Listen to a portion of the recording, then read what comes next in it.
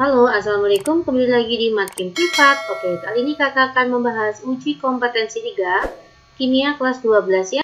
Saya ambil dari buku Intan Pariwara. Jangan lupa sebelumnya subscribe Makin Privat dan share video kakak kepada teman-teman kalian ya.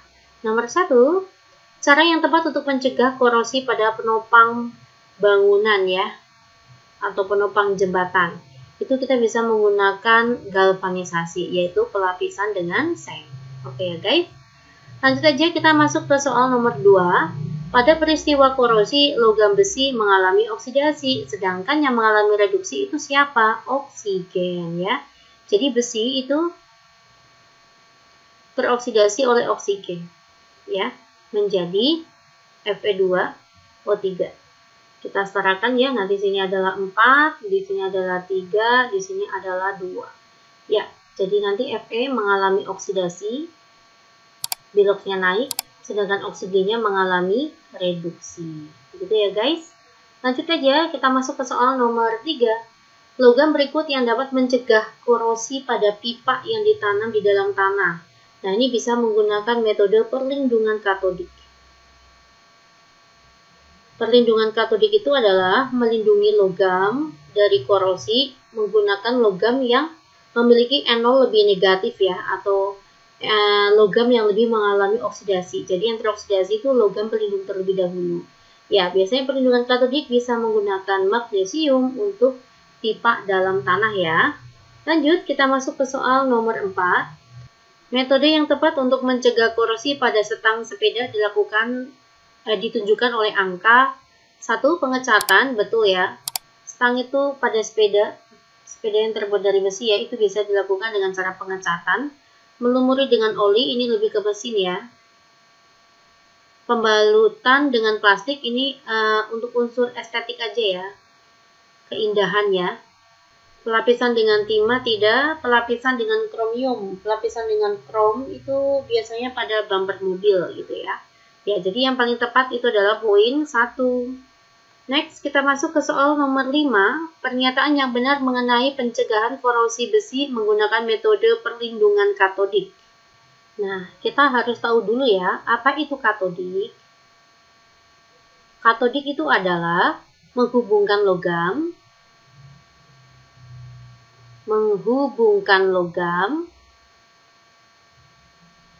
yang akan dilindungi ya,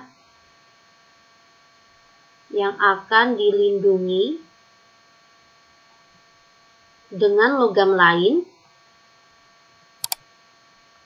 yang memiliki NO lebih negatif atau NO lebih kecil daripada logam yang dilindungi, atau logam yang lebih reaktif ya, atau lebih mudah mengalami oksidasi. Jadi yang mengalami oksidasi adalah logam yang melindungi terlebih dahulu. Nah, inilah proses dasar untuk katodik ya. Jadi, apa pernyataan yang benar? A. Logam pelindung harus memiliki NO yang lebih kecil daripada logam besi. Betul sekali ya ini. Jawabannya adalah A. B. Logam pelindung lebih mudah tereduksi. Salah. Logam besi lebih mudah teroksidasi daripada logam pelindung. Salah. Nanti yang teroksidasi besinya, pelindungnya aman-aman aja ya. Salah ya. Jadi, yang melindungi itu harus lebih mudah teroksidasi daripada besi yang akan dilindungi ya. Jadi sehingga yang teroksidasi adalah logam pelindungnya terlebih dahulu. Oke, lanjut ya. Kita masuk ke soal nomor 6. Berdasarkan gambar percobaan tersebut, urutan terjadinya korosi besi dari yang paling cepat ya.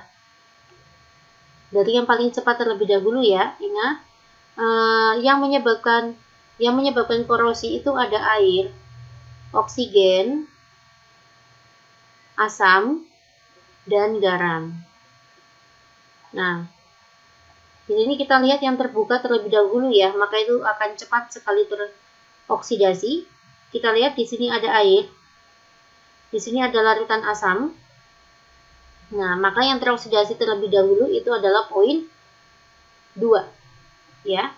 Karena larutan asam, di dalam larutan asam itu kan mengandung air dan asam tersebut ya, maka 2 itu yang paling teroksidasi lebih cepat.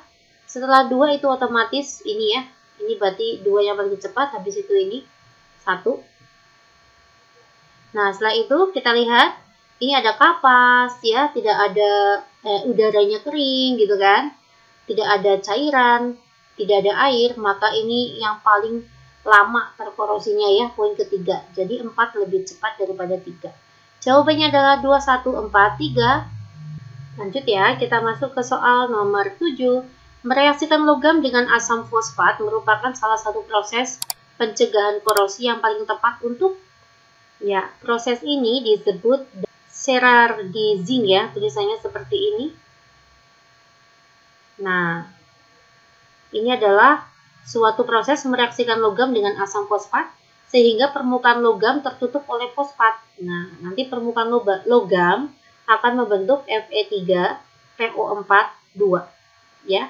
Sebagai contoh pada badan mobil gitu ya, guys. Jadi jawaban yang tepat itu adalah poin C. Lanjut nomor 8. Salah satu cara mencegah korosi pada pipa besi yang ditanam dalam tanah adalah menghubungkan dengan logam lain. Jika Fe nilai E0-nya adalah min 0,44 volt, logam yang paling efektif melindungi besi ya kita cari yang E0-nya lebih negatif. Namanya tadi yang tadi ya Mbak udah jelasin ya, perlindungan katodik ya. Kita cari yang lebih negatif daripada besi, maka jawaban yang tepat itu adalah Mg, ini paling negatif. Maka paling baik untuk melindungi ya. Lanjut, kita masuk ke soal nomor 9. Hasan dan kelompoknya melakukan percobaan untuk menyelidiki faktor-faktor penyebab korosi dengan rancangan percobaan sebagai berikut ya. Ini pada gambar ke-1 itu pakunya dililitin magnesium ya. Gambar kedua, paku dililiti oleh tembaga. Gambar ketiga, paku, besi, dan minyak tanah ya, ada minyak tanahnya. Gambar keempat atau percobaan keempat itu tempatnya tertutup ya. Air sudah dididihkan. Oke.